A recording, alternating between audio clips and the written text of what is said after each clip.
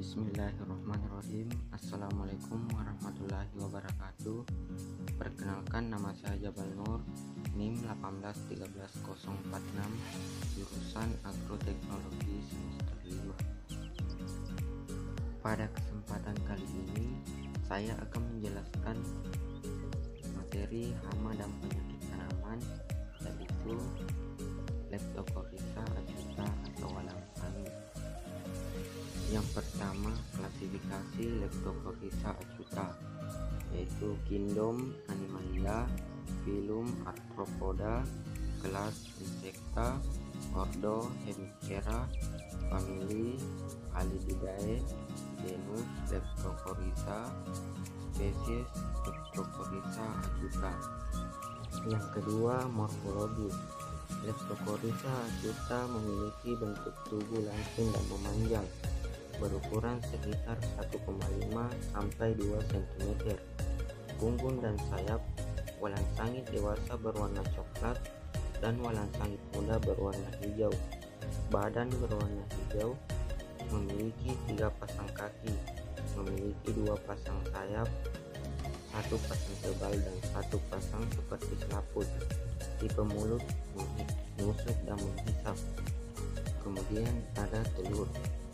Telur walang sangit berwarna hitam kecoklatan yang diletakkan dalam barisan di permukaan daun padi. Jumlah telur pada setiap kelompok kira-kira 10-20 butir.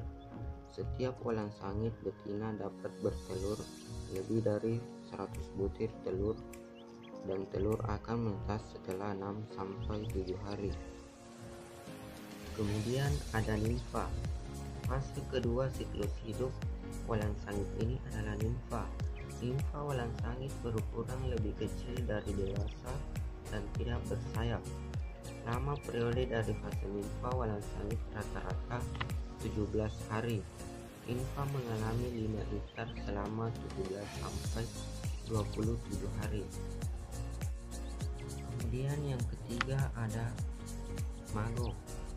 Fase ketiga atau terakhir dari siklus hidup walang sangit adalah fase imago. Serangga walang sangit yang sudah menjadi imago atau dewasa akan berbentuk ramping dan berwarna coklat.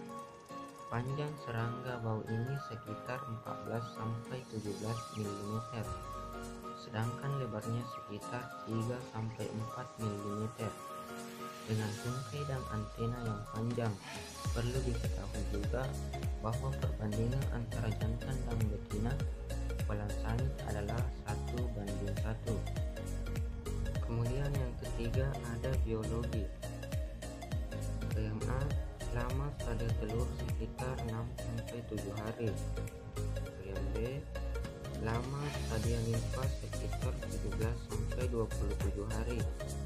Dan C lama stadia imago berkisar antara 32-43 hari.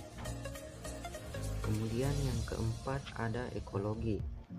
Serangga dewasa walang sangit meletakkan telur pada bagian atas daun tanaman.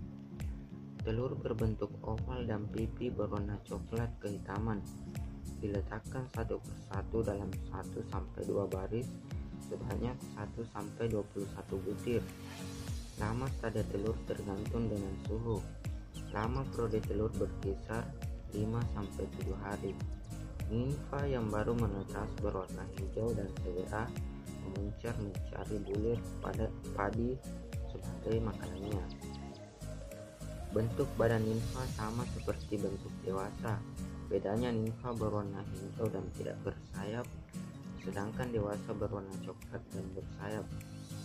Selama periode nimfa terjadi 4 kali pergantian kulit sebelum menjadi dewasa. Lama periode nimfa berkisar 17 hari pada suhu 21-23 derajat Celcius. Pada daerah yang lebih dingin, lama periode telur dan nimfa akan lebih panjang.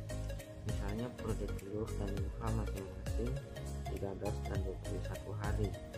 Kelima, gejala serangan. Walang sangit menyerang tanaman padi terutama dengan merusak biji padi yang sedang berkembang dengan cara menghisap cairan susu dari biji padi pada waktu fase awal pembentukan biji. Alat penghisapnya ditusukkan di antara dua kulit penutup biji padi dan menghisap cairan susu dari biji yang sedang berkembang. Akibat dari serangan ini akan mengurangi ukuran dan kualitas biji padi. Biji yang terkena serangan ini akan pecah pada waktu digiling menjadi beras karena banyak biji yang tidak masak penuh. Kemudian yang keenam ada pengendalian. Yang pertama, pengendalian dengan melakukan sanitas lingkungan. Sanitas lingkungan dengan membersihkan areal pertanaman padi terbukti mampu menekan serangan hama walang sangit dan mencegah kerugian. Pembersihan areal tanaman padi dari gulma dan rumputan sebaiknya dilakukan sejak sebelum penanaman hingga masa panen.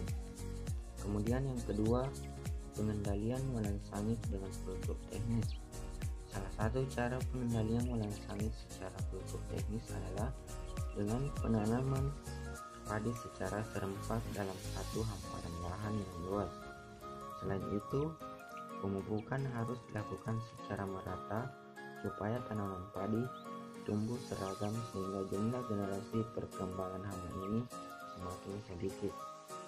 Yang ketiga, pengendalian secara biologi.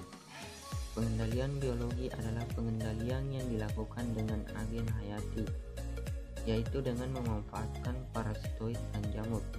Salah satu agen hayati yang dapat digunakan untuk menekan perkembangan walang sangit adalah jamur Beauveria bassiana dan Metarhizium sp. Yang keempat, pengendalian walang sangit dengan perangkap. Hama walang sangit sangat tertarik pada bau busuk atau bau bangkai. Hal ini bisa dimanfaatkan untuk mengendalikan walang sangit menggunakan perangkap, kemudian memusnahkannya.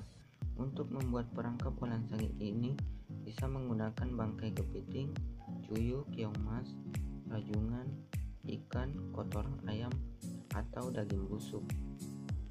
Dan yang kelima, pengendalian secara kimiawi. Pengendalian walang sangit secara kimiawi adalah pengendalian yang dilakukan dengan penyemprotan insektisida kimia. Penyemprotan insektisida sebaiknya dilakukan ketika hama walang sangit aktif, yaitu pada pagi hari dan sore hari. Penyemprotan dilakukan menjelang tanaman padi memasuki stadia berbunga dan setelah memasuki stadia masak susu.